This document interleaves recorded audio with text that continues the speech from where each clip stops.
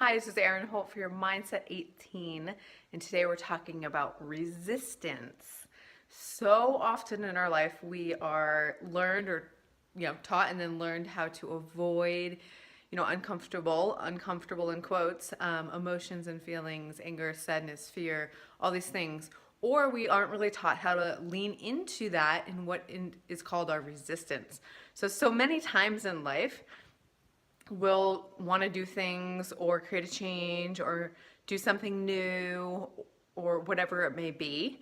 Leave a relationship, start a business, leave a job, make the move, lose the weight, sign up for something new. And there's all this resistance that comes up. It comes up in our lives all the time anyways, but we're so used to avoiding it that most of us just kind of quote unquote deal with it and shove it down.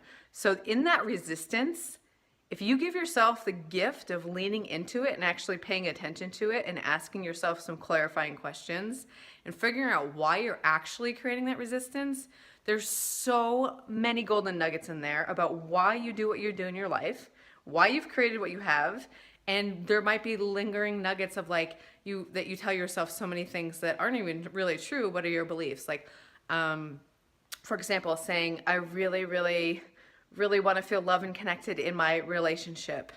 And then if you feel so much tension and resistance around that, you get to look at it like, what am I really resisting? If you're really honest with yourself, how are you showing up? Are you showing up warm and loving and open and, bringing in love into the relationship to create what you actually want? Or are you creating tons of resistance and fear energy and being cold and short and curt and expecting to get something from your partner? And when reality is the resistance you're creating is you're pushing love away. So that's kind of a bigger example. A smaller example is if you, let's say for perfect example, you want to sign up for a new coaching program or a training program and you're really like, I'm going to do it this year. I'm totally committed to myself. I really want to up-level myself. Things are pretty good, but I really want great. And you get all excited and then you maybe take one step and then all of a sudden all of this resistance shows up of like, I don't know if I can trust myself. I don't know if I really want it. Well, maybe I don't want to spend my money that way. Maybe I'm not really worth it. Maybe next year I'll just try it again to do it on my own. Like all that resistance is all it's doing is making it really, really hard for you to move forward. And that's all it is your ego pulling you back down to your old same patterns. So when you get really clear on your resistance and instead of being scared of it, lean into it and ask questions and be like, oh, wow, thanks for showing up. What's here? What else is possible? What am I creating? Okay, I'm creating the belief that I can't trust myself.